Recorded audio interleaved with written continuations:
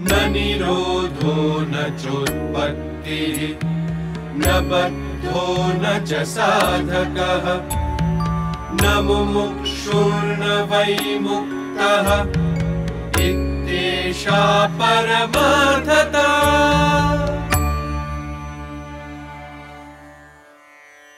ಪ್ರಳಯವಿಲ್ಲ, ಉತ್ಪತ್ತಿಯೂ ಇಲ್ಲ, ಸಂಸಾರದಲ್ಲಿ ಬಂಧಿಯಾದ ಜೀವಿ ಇಲ್ಲ, ಮೋಕ್ಷದ ಸಾಧನೆ ಇಲ್ಲ, ಮುಮುಕ್ಷುವಿಲ್ಲ, ಬಂಧನ ಹಾಗೂ ಮುಕ್ತನೂ ಇಲ್ಲ. ನಿಜದಲ್ಲಿ ಇದೇ ಪರಮಾರ್ಥವಾಗಿದೆ. ಈ ಘೋಷವು ಮಾಂಡುಕ್ಯ ಉಪನಿಷತ್ತಿನ ಮೇಲೆ ಗೌಡಪಾದರಿಂದ ರಚಿತವಾದ ಕಾರಿಕೆಯಲ್ಲಿದೆ. ನಾಟ್ಯವೇದದ ರಸಿಕರಿಗೆ ಸ್ವಾಗತ. ಭರತನು ಯಾವುದನ್ನು ಮಾಡಲು ಉತ್ಸುಕನಾಗಿದ್ದಾನೋ, ದರ್ಶಕರು ಯಾವುದನ್ನು ನೋಡಲು ಉತ್ಸುಕರಾಗಿದ್ದಾರೋ, ಆ ನಾಟ್ಯದ ಇಂದಿನ ವಿಷಯ ಸತ್ತಾತ್ರಯ ಹಾಗೂ ಅಸತ್. ಸತ್ತಾತ್ರಯ ಅಂದ್ರೇನು, ಅಸತ್ ಅಂದ್ರೆ ಏನು? ಸೂತ್ರಧಾರ, ನೇರವಾಗಿ ವಿಷಯಕ್ಕೆ ಬಾ. ನಟಿ ಪ್ರವೇಶ ಮಾಡೋದಕ್ಕೆ ಉತ್ಸುಕಳಾಗಿದ್ದಾಳೆ. ರಸಿಕರೇ, ಮಿಥಿಲೆಯಲ್ಲಿ ಜನಕ ಅನ್ನೋ ರಾಜನಿದ್ದ. ನಿಲ್ಲಿಸು ಸೂತ್ರಧಾರ. ಒಂದೇ ಕತೆನ ನೀನು ಎಷ್ಟು ಬಾರಿ ಹೇಳ್ತೀಯಾ? ಎಷ್ಟು ಬಾರಿ ಕೇಳಿದ್ದೀನಿ ನಾನು ರಾಜ ಜನಕನ ಕತೆನ. ನಟಿ, ದರ್ಶಕರು ಒಂದೇ ಕಥೆನ ಮತ್ತೆ ಮತ್ತೆ ಕೇಳ್ತಾರೆ, ಮತ್ತೆ ತಮ್ಮ ತಲೆ ಅಲ್ಲಾಡಿಸ್ತಾರೆ. ನಾನು ಕಥೆನ ಪುನರುಕ್ತಿ ಮಾಡ್ತಿಲ್ಲ, ಅಥವಾ ಕಥೆಯ ಸತ್ಯತೆಯನ್ನ. ಯಾಕೆ? ರಸಿಕರು ಮೊದಲೇ ಮಿಥಿಲೆಯ ರಾಜ ಜನಕನ ಕತೆ ಕೇಳಿಲ್ವಾ? ನಟಿ, ಜನಕ ಅಂದ್ರೆ ಪಿತಾ, ಜನಕ ಅಂದ್ರೆ ಪಾಲಕ. ಹೀಗಾಗಿ ಮಿಥಿಲೆಯ ಮಹಾನ್ ಪರಂಪರೆಯಲ್ಲಿ ಮಿಥಿಲೆಯ ರಾಜರನ್ನ ಜನಕರೆಂದೇ ಕರೆದಿದ್ದಾರೆ. ಯಾವ ರೀತಿ ಪಿತಾ ತನ್ನ ಸಂತಾನವನ್ನ ಪ್ರೀತಿಸ್ತಾನೋ, ಅದೇ ರೀತಿ ಎಲ್ಲಿ ರಾಜ ತನ್ನ ಪ್ರಜೆಗಳನ್ನ ತನ್ನ ಸಂತಾನದಂತೆ ಪ್ರೀತಿಸ್ತಾನೋ, ಅಂತಹ ಮಹಾನ್ ಮಿಥಿಲಾ ನಗರದ ರಾಜ ಜನಕ. ಮಿಥಿಲೆಯು ಜ್ಞಾನದ ಕೇಂದ್ರ ಹಾಗೂ ಜನಕನು ಜ್ಞಾನದ ಉಪಾಸಕ. ಅಂತಹ ಒಬ್ಬ ಜನಕ ಒಂದು ದಿನ, ಭಿಕ್ಷೆ ನೀಡಿ, 7 ದಿನದಿಂದ ಹಸಿವಿನಿಂದಿರುವೆ, ಯಾರಾದರೂ ನನಗೆ ಭಿಕ್ಷೆ ನೀಡಿ, 7 ದಿನದಿಂದ ಹಸಿವಿನಿಂದಿರುವೆ, ಏನಾದರೂ ತಿನ್ನುವುದಕ್ಕೆ ಕೊಡಿ, ಭಿಕ್ಷೆ ಕೊಡಿ, ಭಿಕ್ಷೆ. 7 ದಿನದಿಂದ ಹಸಿವಿನಿಂದಿರುವೆ ಅಣ್ಣ, ನನ್ನ ಹತ್ತಿರ ಹಣವೂ ಇಲ್ಲ. ಭಿಕ್ಷೆ ಬೇಡೋದಕ್ಕೆ ನಾಚಿಕೆ ಆಗಲ್ವಾ? ಎಲ್ಲಿಂದ ಬಂದೆ ನೀನು? ನಾನು ನಗರದ ಪ್ರತಿಷ್ಠೆನ ಯಾಕೆ ಹಾಳು ಮಾಡ್ತೀಯ? ಯಾರಾದ್ರೂ ಸಿಪಾಯಿಗಳು ನೋಡಿದ್ರೆ ನೇರವಾಗಿ ಕಾರಾಗಾರದಲ್ಲಿ ಹಾಕ್ತಾರೆ. ಆದರೆ ಹಸಿವು. ಹೋಗಿಲ್ಲಿಂದ, ಹೋಗು ಹೋಗು.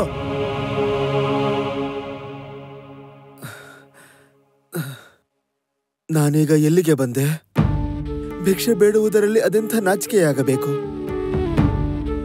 ಅಲ್ಲ, ಭಿಕ್ಷೆ ಬೇಡುವುದು ಅಪರಾಧವೇ? ನಿಜಕ್ಕೂ ನಾನು ಕಳ್ಳಕಾಕರ ನಗರಕ್ಕೆ ಬಂದು ಬಿಟ್ಟಿದ್ದೇನೆ. ತಪ್ಪು ನನ್ನದೇ. ಕಳ್ಳಕಾಕರಿಂದ ಭಿಕ್ಷೆಯನ್ನು ಬೇಡಿದೆ. ಈಗ ಹೋಗಿ ಸಭ್ಯ ನಾಗರಿಕರಿಂದ ಭಿಕ್ಷೆ ಬೇಡುತ್ತೇನೆ.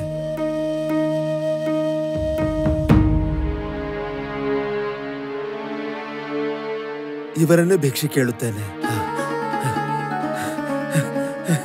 7 ದಿನದಿಂದ ಹಸಿವಿನಿಂದಿರುವೆ, ತಿನ್ನಲು ಏನಾದರೂ ಕೊಡಿಸಿ. 7 ದಿನದಿಂದ ಹಸುವಿನಿಂದ ಸಾಯ್ತಾ ಸಾಯ್ತಾ ಸುತ್ತಿದ್ಯಾ? ಯಾಕೆ ನಗರದ ಪ್ರತಿಷ್ಠೆಯನ್ನ ಹಾಳು ಮಾಡ್ತಿದ್ಯಾ? ಒಂದು ವೇಳೆ ನಗರದ ಪ್ರತಿಷ್ಠೆಯ ಬಗ್ಗೆ ಇಷ್ಟೊಂದು ಚಿಂತೆ ಇದ್ದರೆ ಏನಾದರೂ ಕೊಡಿ. ಯಾರು ಭಿಕ್ಷೆಯನ್ನು ಕೊಡುತ್ತಿಲ್ಲ, ಎಲ್ಲರೂ ಪ್ರವಚನ ನೀಡುತ್ತಿದ್ದಾರೆ. ಭಿಕ್ಷೆ ಹೇಗ್ ಕೊಡ್ತಾರೆ? ಇದು ನಗರದ ಪರಂಪರೆಗೆ ವಿರೋಧವಾಗಿದೆ. ಅಲ್ಲ, ಇದೆಂತಹ ಪರಂಪರೆ? ನನಗೆ ಹಸಿವಾಗುತ್ತಿದೆ. ಈ ನಗರದಲ್ಲಿ ಒಂದ್ ವೇಳೆ ಸಿಗ್ಲಿಲ್ಲ ಅಂದ್ರೆ ಆಗ ಭಿಕ್ಷುಕ ರಾಜನ ಭಿಕ್ಷಾಗೃಹಕ್ಕೆ ಹೋಗಿ ಭಿಕ್ಷೆಯನ್ನ ಪಡಿಬಹುದು.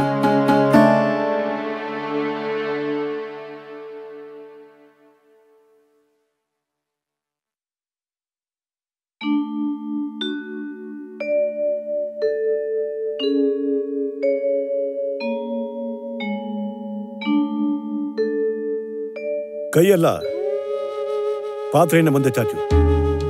ಪಾತ್ರೆ? ಪಾತ್ರೆ ತರ್ಲಿಲ್ವಾ? ಇಲ್ಲ. ಪಾತ್ರೆ ಇಲ್ವಾ ನಿನ್ನ ಹತ್ರ? ಇಲ್ಲ. ನಿಜವಾಗ್ಲೂ ಭಿಕಾರಿನಾ? ಅಲ್ಲ, ನಿನ್ ಪಾತ್ರೆನ ನಿನ್ ಹತ್ರ ಇಟ್ಕೋಬೇಕು ತಾನೆ?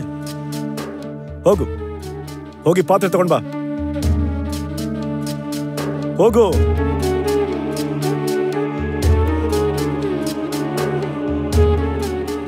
ಈಗ ಪಾತ್ರೆಯನ್ನು ಎಲ್ಲಿಂದ ತರಲಿ? ನಿನ್ಗೇನ್ ಬೇಕು? ಪಾತ್ರೆ. ಎಂಥ ಪಾತ್ರೆ ಬೇಕು? ಗುಂಡುಗೆ ಆಳವಾಗಿರೋದಾ, ತೆಳ್ಳಿಗೆ ಆಳವಿಲ್ಲದ, ದೊಡ್ಡದಾ, ಚಿಕ್ಕದಾ? ಒಂದು ಹೊತ್ತಿನ ಭಿಕ್ಷೆ ತುಂಬುವಷ್ಟು. ಸರಿ ಸರಿ, ಇದನ್ ತಗೋ. 1 ರೂಪಾಯಿ. ನನ್ನ ಬಳಿ 1 ರೂಪಾಯಿ ಇಲ್ಲ. ಹಾಗಾದ್ರೆ ಹೋಗು, ಹೋಗ್ ಭಿಕ್ಷೆ ಬೇಡು. ಬಂದ್ಬಿಟ್ಟ, ಹೋಗ್ ಹೊರಗೆ.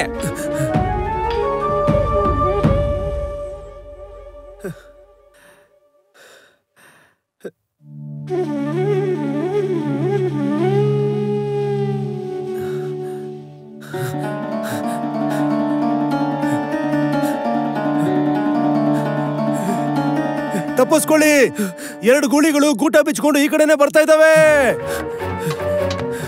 ಕಾಪಾಡಿ, ಎಲ್ಲ ತಪ್ಪಿಸ್ಕೊಳ್ಳಿ. ಆ ಗೂಳಿಗಳು ತಪ್ಪಿಸಿಕೊಂಡು ನನ್ನ ಬಳಿಯೇ ಬರುತ್ತಿವೆ.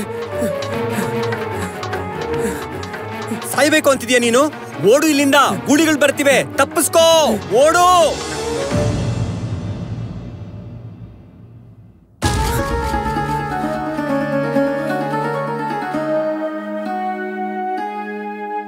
ಮಿಥಿಲಾಪತಿ ಮಹಾರಾಜ ಜನಕನಿಗೆ ಜೈ.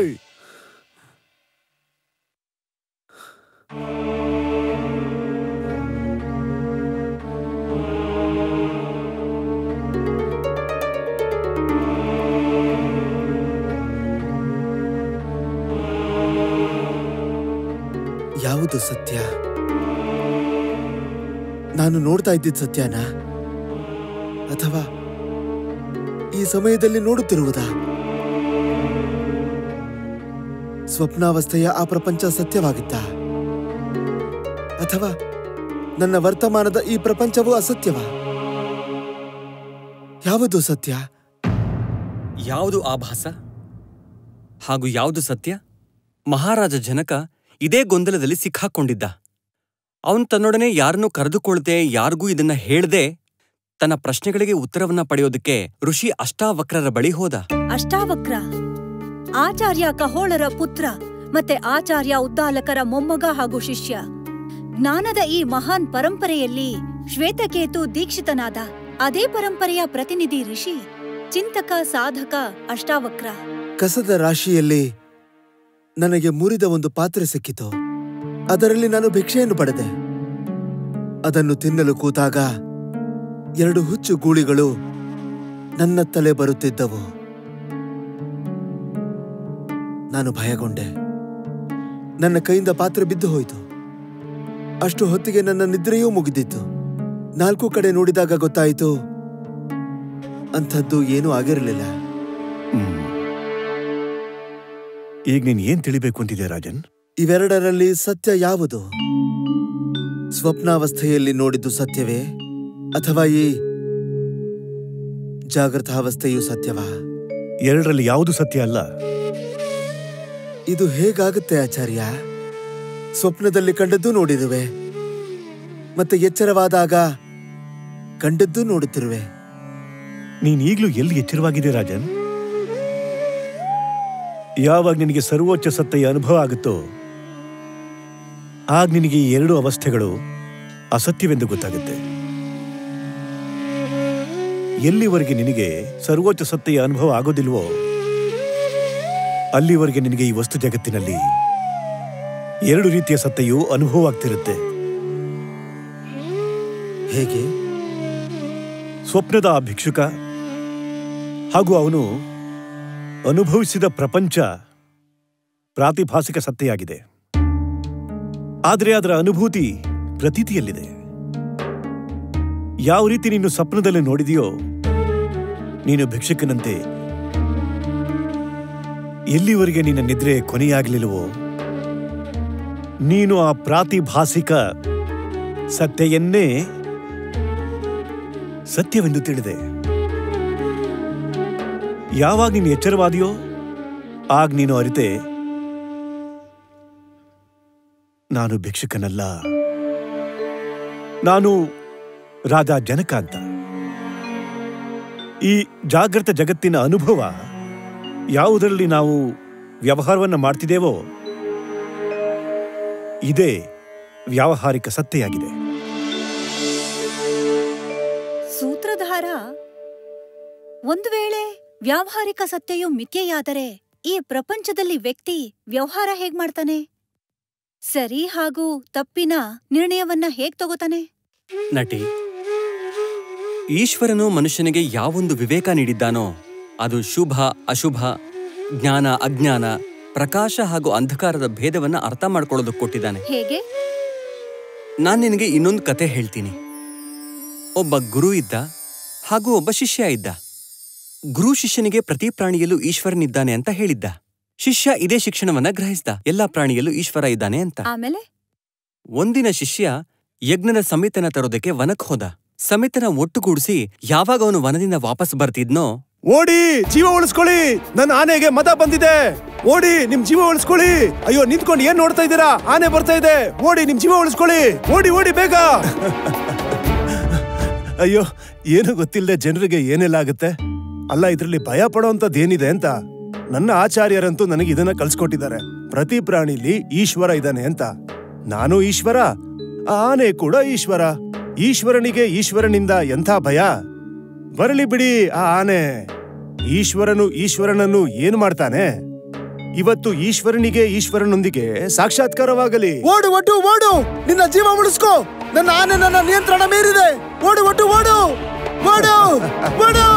ಕೇಳೋ ಮಾಹುತ, ನನಗೆ ಈಶ್ವರನಿಂದ ಅದೆಂಥ ಭಯ.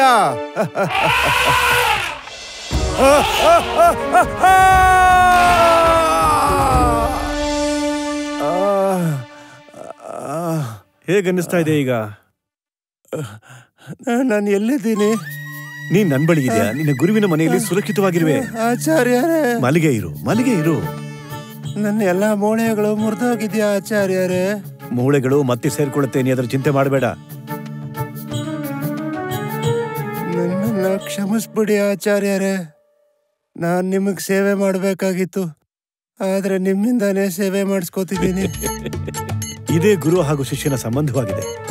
ಆದ್ರೆ ನೀನೊಂದ್ ಮಾತು ಹೇಳು, ಎದುರುಗಡೆ ಬರ್ತಾ ಇದ್ದ ಅಷ್ಟು ದೊಡ್ಡ ಆನೆ ನಿನಗೆ ಕಾಣಿಸ್ಲಿಲ್ವಾ? ಅದು ನನಗೆ ಕಾಣಿಸ್ತು ಆಚಾರ್ಯರೇ, ಆದ್ರೆ ನೀವೇ ಹೇಳಿದ್ರಲ್ಲ ಪ್ರತ್ಯೇಕ ಪ್ರಾಣಿಯಲ್ಲಿ ಈಶ್ವರನಿರ್ತಾನೆ ಅಂತ. ಹೀಗಾಗಿ ಅದ್ರ ಬಗ್ಗೆ ನಾನು ಚಿಂತೆ ಮಾಡಲಿಲ್ಲ. ಆದ್ರೆ ಅದು ನನ್ನ ಸೊಳ್ಳಿನಿಂದ ಎತ್ತಿ ಎತ್ತಿ ಬೀಸಾಕ್ತು. ನಿನಗೆ ಆನೆಯಲ್ಲಿ ಈಶ್ವರ ಕಾಣಿಸ್ತು, ಆದ್ರೆ ಆ ಮಾಹುತ ಕೂಗಿ ಕೂಗಿ ನಿನ್ನನ್ನ ಸಾವಧಾನ ಮಾಡ್ತಿದ್ನಲ್ಲ, ನಿನಗೆ ಅವನಲ್ಲಿ ಈಶ್ವರ ಕಾಣಿಸ್ಲಿಲ್ವಾ? ಮತ್ತೆ ಆನೆಗೇನ್ ಗೊತ್ತು ಅದು ಯಾರನ್ನ ಕೊಲ್ಲಲಿಕ್ಕೆ ಹೋಗ್ತಿದ್ಯೋ ಅವನಲ್ಲಿ ಈಶ್ವರ ಇದ್ದಾನೆ ಅಂತ? ಆ ಆನೆಯಲ್ಲಿ ಆ ವಿವೇಕ ಇದೆಯಾ? ವಿಷಯ ಅರ್ಥವಾಯ್ತಾ ನಟಿ? ಆನೆಯನ್ನ ನೋಡೋವನು ಮಾವುತನ ಮಾತನ್ನು ಸಹ ಕೇಳಿಸ್ಕೋಬೇಕು. ಅಂದ್ರೆ ತನ್ನ ವಿವೇಕದಿಂದ ತನ್ನ ಒಳಿತು ಕೆಟ್ಟದನ್ನ, ತನ್ನ ಲಾಭ ಹಾನಿಯನ್ನ ವಿಚಾರ ಮಾಡಬೇಕು. ಸೂತ್ರಧಾರ ನಿದ್ರೆ ಮುರಿದ ಮೇಲೆ ರಾಜಜನಕನ ಸ್ವಪ್ನದ ಪ್ರಾತಿಭಾಸಿಕ ಸತ್ಯೆಯು ಮುಗಿದು ಹೋಯ್ತು. ಆದ್ರೆ ವ್ಯಾವಹಾರಿಕ ಸತ್ಯೆಯ ಅಸ್ತಿತ್ವ ಹೇಗ್ ಮುಗಿಯುತ್ತೆ? ನಟಿ ವ್ಯಕ್ತಿಗೆ ಯಾವಾಗ ಪಾರಮಾರ್ಥಿಕ ಸತ್ಯೆಯ ಜ್ಞಾನವಾಗುತ್ತೋ ಆಗ ವ್ಯಾವಹಾರಿಕ ಸತ್ಯೆಯ ಅಸ್ತಿತ್ವ ಸಮಾಪ್ತವಾಗುತ್ತೆ. ಅಂದ್ರೆ ಈಶ್ವರನಿಂದ ರಚಿಸಲ್ಪಟ್ಟಿರುವ ಈ ಪ್ರಪಂಚದಲ್ಲಿ ಪರಿವರ್ತನೆ ಒಂದು ಅನಿವಾರ್ಯ ನಿಯಮ. ಜನ್ಮದಿಂದ ಮೃತ್ಯುವಿನವರೆಗೆ ಶರೀರ, ಮನಸ್ಸು, ಬುದ್ಧಿ ಎಲ್ಲವೂ ನಿರಂತರವಾಗಿ ಬದಲಾಗ್ತಿರುತ್ತೆ. ಈ ಪರಿವರ್ತನಶೀಲ ಅವಸ್ಥೆನೇ ವ್ಯಾವಹಾರಿಕ ಸತ್ಯೆಯಾಗಿದೆ. ಮತ್ತೆ ಪಾರಮಾರ್ಥಿಕ ಸತ್ಯ? ಪಾರಮಾರ್ಥಿಕ ಸತ್ಯ ಯಾವುದಂದ್ರೆ ಅದು ಕಾಲದ 3 ಅವಸ್ಥೆಗಳಲ್ಲಿ ಅಪರಿವರ್ತನೀಯವಾಗಿರುತ್ತೆ. ವ್ಯಕ್ತಿಗೆ ಯಾವಾಗ ಈ ಸರ್ವೋಚ್ಚ ಸತ್ಯೆಯ ಅನುಭವ ಆಗುತ್ತೋ ಆಗ ಅವನಿಗೆ ವ್ಯಾವಹಾರಿಕ ಸತ್ಯ ಸ್ವಯಂ ಸಮಾಪ್ತಿಯಾಗುತ್ತೆ. ಹಾಗಾದ್ರೆ ಸರ್ವೋಚ್ಚ ಸತ್ಯೆಯು ಯಾವಾಗ್ಲೂ ಸಮಾಪ್ತಿ ಆಗೋದಿಲ್ವೇನೋ? ಸರ್ವೋಚ್ಚ ಸತ್ಯ ಯಾವಾಗ್ಲೂ ಹಾಗೂ ಯಾರಿಂದಲೂ ಸಮಾಪ್ತಿ ಆಗೋದಿಲ್ಲ ನಟಿ. ವ್ಯಕ್ತಿಗೆ ಯಾವಾಗ ಪಾರಮಾರ್ಥಿಕ ಸತ್ಯೆಯ ಅನುಭವ ಆಗುತ್ತೋ ಆಗ ಅವನ ದೃಷ್ಟಿನಲ್ಲಿ ನಾನು ಹಾಗೂ ನೀನು ಎಂಬ ಭೇದ ಇರೋದಿಲ್ಲ.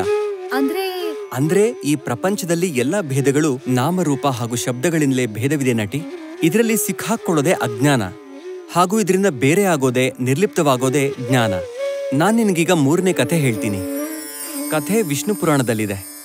ಒಬ್ಬ ಋಷಿ ಋಭು ಹಾಗೂ ಅವನ ಶಿಷ್ಯ ನಿದಾಘ.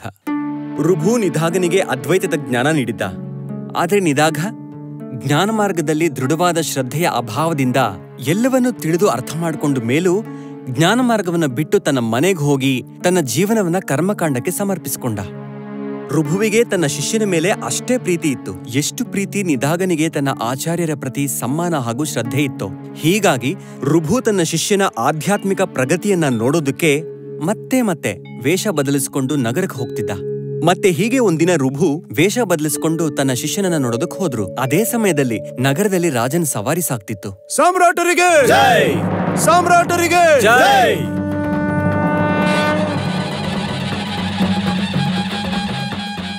ಏನಿದು ಇಷ್ಟೊಂದು ಗಲಾಟೆ ಆಗ್ತಿದೆ? ನಿನಗೆ ಕಾಣಿಸ್ತಿಲ್ವಾ? ರಾಜನ್ ಸವಾರಿ ಹೋಗ್ತಿದೆ. ಓ, ರಾಜನ ಸವಾರಿ. ರಾಜ ಎಲ್ಲೂ ಕಾಣಿಸ್ತಾ ಇಲ್ವಲ್ಲ? ಆ ಆನೆ ಮೇಲೆ ಯಾರಿದ್ದಾರೆ? ರಾಜನೇ ಅಲ್ವಾ? ಓ, ರಾಜ ಆನೆ ಮೇಲಿದ್ದಾನೆ. ನಾನು ಎರಡನ್ನೂ ನೋಡ್ತಾ ಇದ್ದೇನೆ. ಇದರಲ್ಲಿ ರಾಜ ಯಾರು, ಆನೆ ಯಾರು? ಏನಂದ್ರಿ? ನೀವು ಎರಡನ್ನೂ ನೋಡ್ತಿದ್ದೀರಾ? ಇಷ್ಟು ಅರ್ಥವಾಗಲ್ವೇ? ಯಾರು ಮೇಲೆ ಕೂತಿರೋ ವ್ಯಕ್ತಿ ಅವನು ರಾಜನಾಗಿದ್ದಾನೆ. ಕೆಳಗಿರೋ ವಿಶಾಲವಾದ ಪ್ರಾಣಿ ಅದು ಆನೆಯಾಗಿದೆ. ನಿಮ್ಮಂತ ಮೂರ್ಖರೊಡನೆ ಮಾತಾಡೋದೇ ವ್ಯರ್ಥ. ನನ್ನಂಥ ಮೂರ್ಖನನ್ನು ಕ್ಷಮಿಸು ತಮ್ಮ. ಏನ್ ಮಾಡ್ಲಿ, ಹಳ್ಳಿಲಿರ್ತೀನಲ್ಲ, ಇಷ್ಟು ಗೊತ್ತಷ್ಟೆ. ಆದರೆ ನೀನು ಅದೇನೋ ಮೇಲೆ ಕೆಳಗೆ ಅಂದೆಯಲ್ಲ, ಅದರ ಅರ್ಥವೇನು? ಯಾವ ಆನೆ ಹಾಗೂ ರಾಜನನ್ನ ನೀವು ನೋಡ್ತಾ ಇದ್ದೀರೋ ಅದರಲ್ಲಿ ಒಂದು ಮೇಲಿದೆ, ಇನ್ನೊಂದು ಕೆಳಗಿದೆ. ಇಷ್ಟಾಗಿಯೂ ನಿಮಗೆ ಗೊತ್ತಾಗ್ಲಿಲ್ವಾ ಮೇಲೇನಿದೆ ಕೆಳಗೇನಿದೆ ಅಂತ? ಒಂದ್ ವೇಳೆ ನೀವು ಶಬ್ದ ಹಾಗೂ ದೃಶ್ಯವನ್ನ ನೋಡಿ ಮೇಲೇನಿದೆ ಕೆಳಗೇನಿದೆ ಅಂತ ಅರ್ಥ ಮಾಡ್ಕೊಳ್ದೆ ಹೋದ್ರೆ ಮತ್ತೆ ನನಗೆ ನಿಮ್ಮ ಮೇಲೆ ಸವಾರಿ ಮಾಡೇ ತಿಳಿಸ್ಬೇಕಾಗತ್ತೆ ಮೇಲೇನಿದೆ ಕೆಳಗೇನಿದೆ ಅಂತ. ಸ್ವಲ್ಪ ಕೆಳಗ್ ಬಗ್ಗೆ.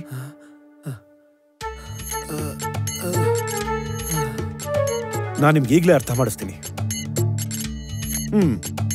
ಈಗ ನಾನು ಮೇಲ್ ಕೂತಿದ್ದೀನಿ, ಅವನು ರಾಜ. ನೀವು ಕೆಳಗಡೆ ಇದ್ದೀರಿ, ಅದು ಆನೆ. ಅರ್ಥವಾಯ್ತಾ ನಿಮ್ಗೆ? ಇಲ್ಲ ತಮ್ಮ, ನನಗೆ ಇನ್ನೂ ಅರ್ಥ ಆಗ್ಲಿಲ್ಲ. ನೀನೇನು ಹೇಳ್ದೆ? ಮೇಲ್ ಕೂತಿರೋನು ನಾನು ರಾಜ, ಕೆಳಗಿರೋ ನೀನು ಆನೆ ಅಂತ. ಇದರಲ್ಲಿ ರಾಜ ಮತ್ತೆ ಆನೆ, ಮೇಲೆ ಮತ್ತೆ ಕೆಳಗೆ, ನಾನು ಅರ್ಥ ಮಾಡ್ಕೊಂಡೆ. ಆದರೆ ಇದನ್ನ ಹೇಳು, ನಾನು ಮತ್ತೆ ನೀನು ಅಂದ್ರೇನು? ನಾನು ಹಾಗೂ ನೀನು? ಆಚಾರ್ಯ, ಆಚಾರ್ಯ, ನಿಮ್ಮನ್ನು ಗುರುತಿಸಿದೆ ಆಚಾರ್ಯ. ನನ್ನ ಆಚಾರ್ಯರನ್ನ ಹೊರತುಪಡಿಸಿ ನನಗೆ ಈ ಪ್ರಪಂಚದ ಕರ್ತೃತ್ವದಿಂದ ದೂರ ಮಾಡಿ ಆತ್ಮನ ಅನುಭವವನ್ನ ಯಾರು ತಾನೇ ಮಾಡ್ಸಕ್ ಸಾಧ್ಯ? ನನ್ನನ್ನು ಕ್ಷಮಿಸಿ ಆಚಾರ್ಯ, ನಿಮ್ಮ ಆಶೀರ್ವಾದ ನೀಡಿ. ನೋಡಿದ್ಯಾ ನಟಿ, ನಿದಾಘನಿಗೆ ಹೇಗೆ ಆತ್ಮದ ಬೋಧವಾಯಿತು? ಬೋಧದ ಆ ಕ್ಷಣದಲ್ಲಿ ಅವನು ಪಾರಮಾರ್ಥಿಕ ಸತ್ಯದ ಅನುಭವವನ್ನ ಪಡೆದ. ಅವನು ತನ್ನ ಅಸ್ತಿತ್ವವನ್ನ ಹೊರತುಪಡಿಸಿ ಬೇರೆ ಯಾವ ಅಸ್ತಿತ್ವ ಇಲ್ಲ ಅಂತ ತಿಳಿದುಕೊಂಡ. ಇಷ್ಟು ವಿಷಯ ನಾನು ಅರ್ಥ ಮಾಡ್ಕೊಂಡೆ ಸೂತ್ರಧಾರ. ಪ್ರಾತಿಭಾಸಿಕ ಹಾಗೂ ವ್ಯಾವಹಾರಿಕ ಸತ್ಯವು ಮಿಥ್ಯೆಯಾಗಿದೆ ಅಂತ. ಅಂದ್ರೆ ಅವು ತಮ್ಮ ಸಮಯದಲ್ಲಿ ಪ್ರತೀತವಾಗತ್ತೆ ಹಾಗೂ ಸತ್ಯದಂತೆ ಕಾಣುತ್ತೆ, ಆದ್ರೆ ನಂತರ ಬಾಧಿತ ಕೊನೆಯಾಗೋಗುತ್ತೆ.